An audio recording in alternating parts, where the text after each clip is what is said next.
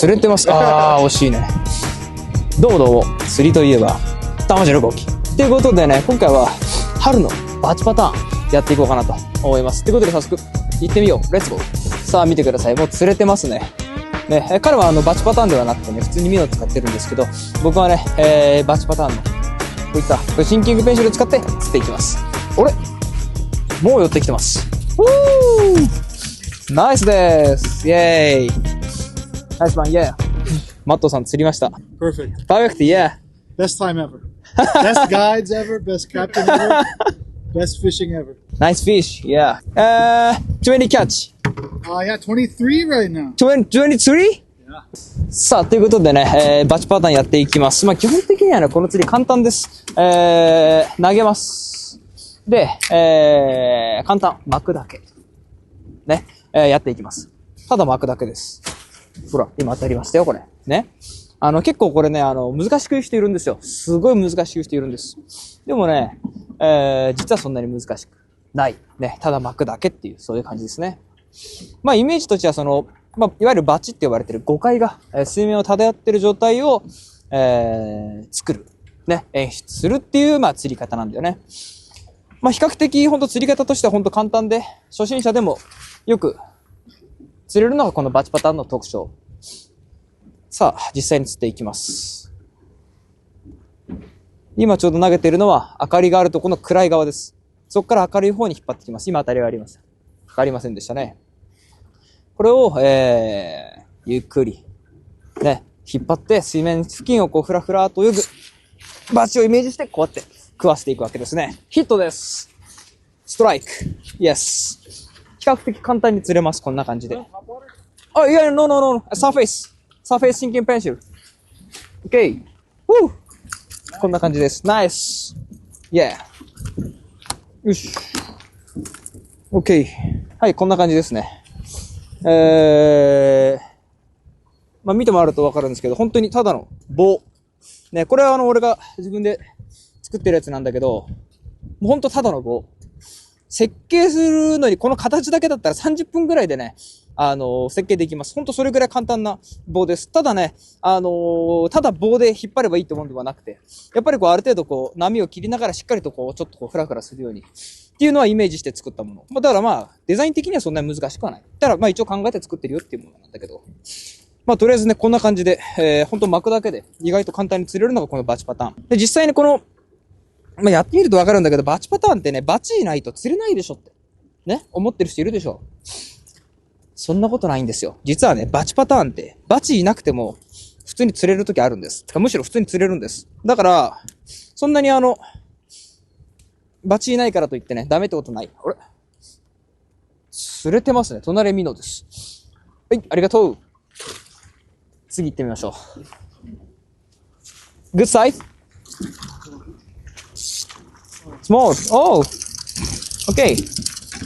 Oh. Nice fish. まあ、とりあえず、バチパターンどんどんやっていきます。さあ、投げて巻くだけ。この時の巻くスピードは、このルアーがね、水面を滑って横になったりしないように、普通にまっすぐな状態でこう、ふらふらしてる状態を作ったり。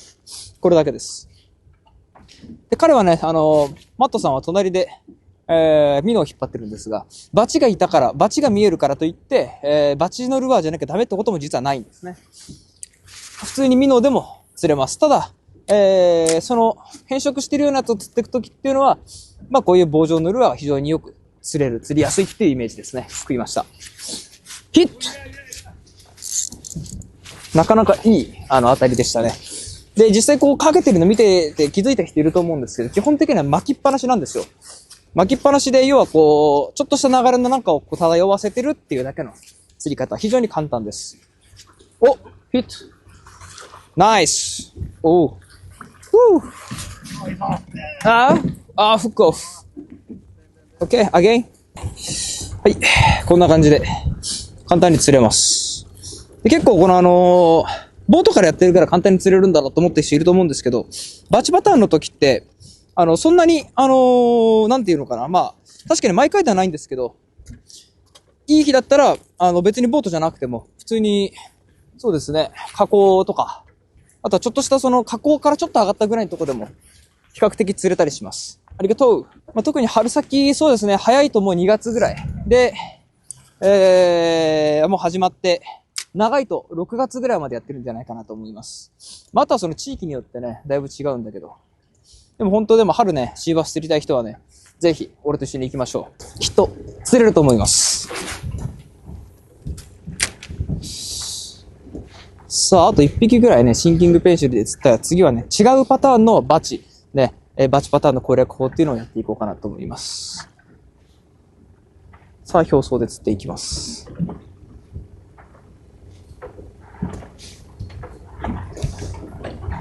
で、今日はね、ほとんどバチ見えないんですよ。見えないんだけど、やっぱり海の中ってやっぱこう広いんで、必ずどっかしらにいるんですよね。だからそれをこう、魚が食ってたりとか見てたりすると、やっぱりバチいなくても見えなくても釣れるってことはありますね。結構だからその、バチがね、見えなくても、普通に水の中にはバチがいたりするんで、全然そんなに気にしなくてもいいかなと思います。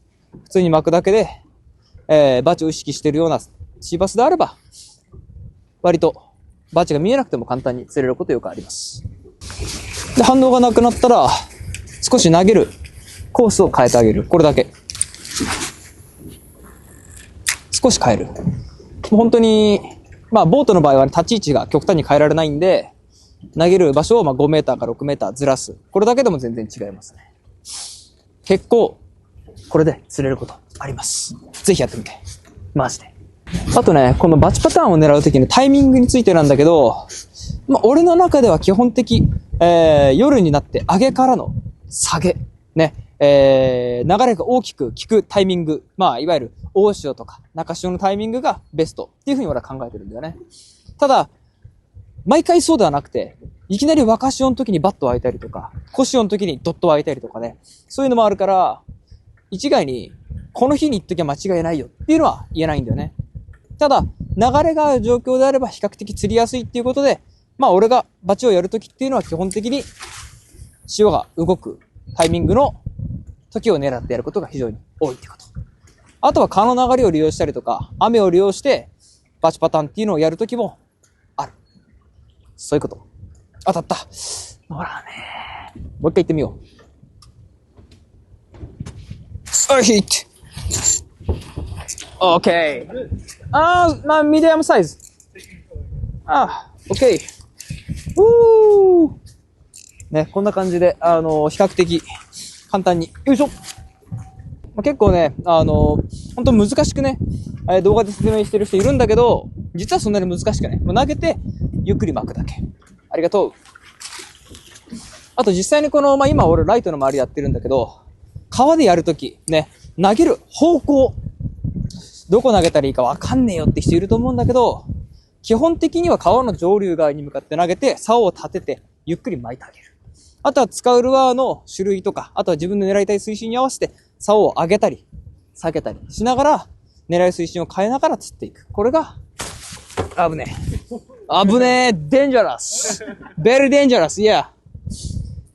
で、なんだったっけ？そういう感じで、狙う水深とかによって、竿の高さを変えたりして調節して釣っていくって感じだね。